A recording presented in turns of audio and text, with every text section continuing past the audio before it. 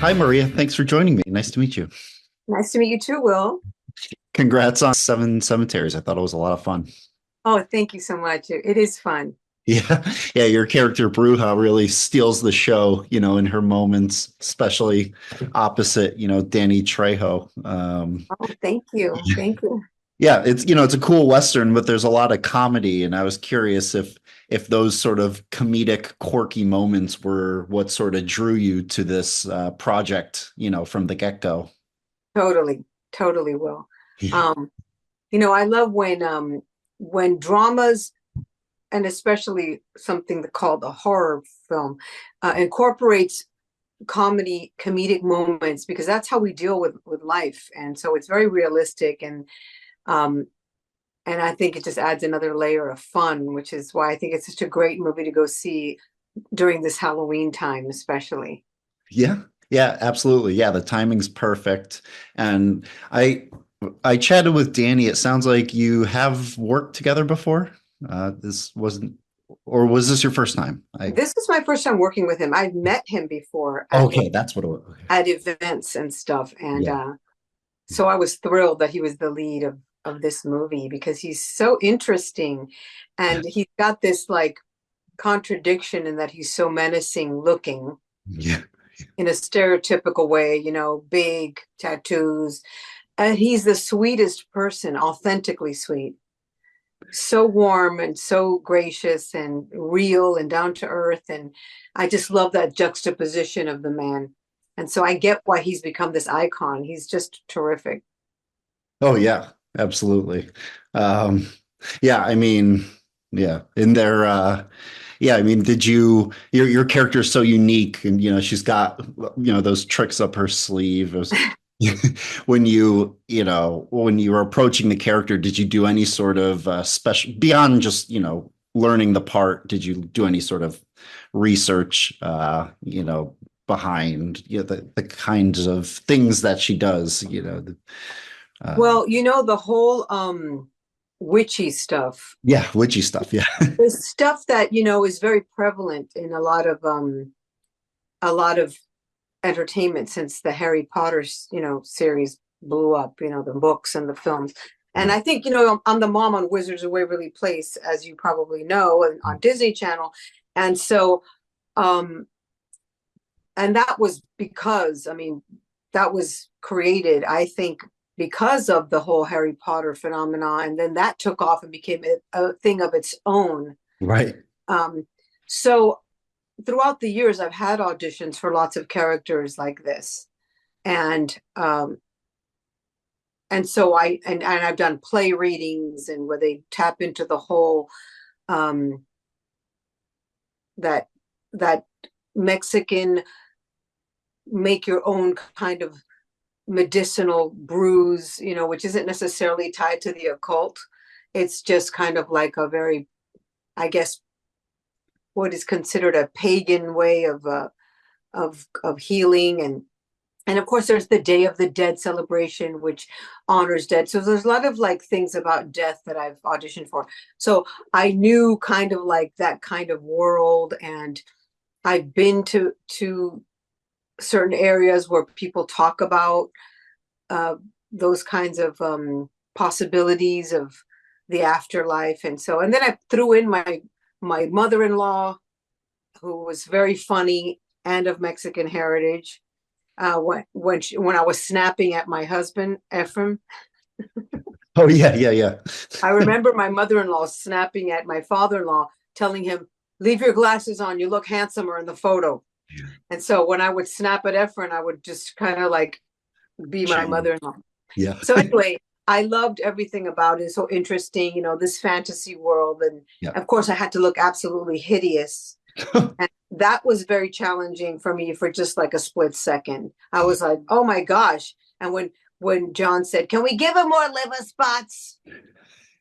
I thought, oh God, okay. My husband said, "Babe, just completely give yourself over to it. Put your vanity aside. Think of it as a theater piece." And I said, "You're absolutely right." So I really enjoyed looking hideous and having all those liver spots added to me. It was wonderful. I loved every second of it. It was a lot of fun. That's great. Yeah, I bet it was a lot of fun. That's great. And speaking of wizards, playing Selena Gomez's mom on the show, I mean, do you sort of feel like a proud mom as, the real life Selena Gomez has gotten, bigger and bigger over the years? I mean, how does that feel for you, kind of seeing her grow, in Hollywood and all that? Well, I'm very proud of all the things that she has survived and thrived through. I think it's really amazing. And of course, I see that little girl when I see her face, and also with David Henry, um, I see that little boy still, and I'm very proud of them, very very proud of them, and I'm very excited because I'm doing an episode of the new Wizard sequel Right, on right. on November 4th. Yeah. So I'm very excited about that. Of course. Yeah. How does it feel to return? I mean, after all these years, I guess it's, technically a reboot, but does it feel like nothing's changed? Or does it feel Well, to, well, technically I haven't returned yet. I will on the oh, 4th, but okay. I did get to see a producer's run through of the pilot, and it was terrific. Yeah. So yes, I'm very excited to be part of the new sequel, which is based on Justin's family and Right. his wife and his sons. And I think it's great that it's a whole new show peppered with we are as who the family is because of the original story. And then we get to visit. I think that's really great. Of course. Yeah. Well, I can't wait to see it. I also want to ask, you're voicing Abuela in the new Dora series.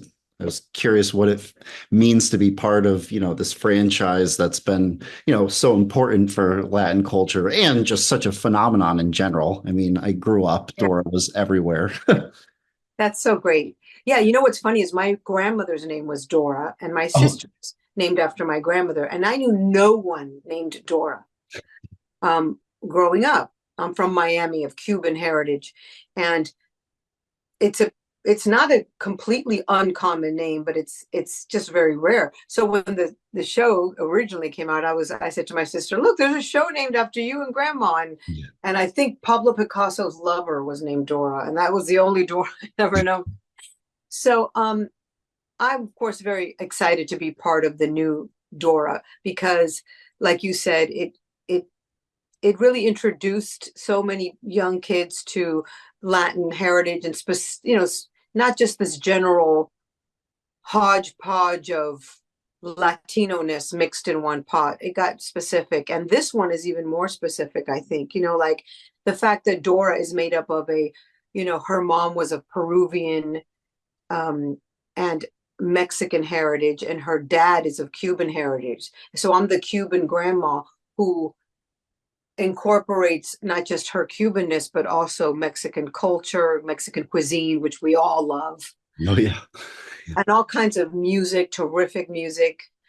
George Noriega, who's a composer who's written for Shakira, is one of the composers, along with Joel Somelian, amazing Grammy winning Latin American artists. So the music is just top tier, and I'm very proud of it because it's excellent and because it's very pure and sweet. And a lot I've said before, I'm a mom, my kids are now 21 and 19, but I remember when they were younger, being concerned about what they watched and missing some things that they shouldn't be watching. So as a mom, I'm relieved that Dora is so wholesome and so sweet with everything good, inspiring, pure, true. And there's only a good 10 years where kids can have complete sweet, wholesome innocence nowadays with so much out there. And I'm proud to be part of something that can give them that. Of course. Yeah. And then That's what, when they're older, they can watch scary stuff. yeah. Yeah. Yeah. We got time for that later. Yeah. Getting back to Seven Cemeteries, which is scary and gruesome, but hilarious, Yeah. surprising, frightening. I mean, Joel and John even snuck in a love story in there. Right. Right. It's terrific. Yeah. Yeah. That's great. It's got everything. That's great. All right. Well, thank you, Marie, and congratulations again on that and everything you're doing. That's wonderful. And I hope we can chat again in the future. I'd love to. Thank you, Will.